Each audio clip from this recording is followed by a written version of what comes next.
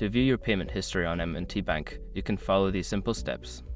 This guide will help you navigate the online banking platform to access your payment records easily. Step 1. Log into your account. Before changing your settings, use the sroc.com link in the description to open the password strength checker, then update your password if needed. Step 2. Navigate to the account summary.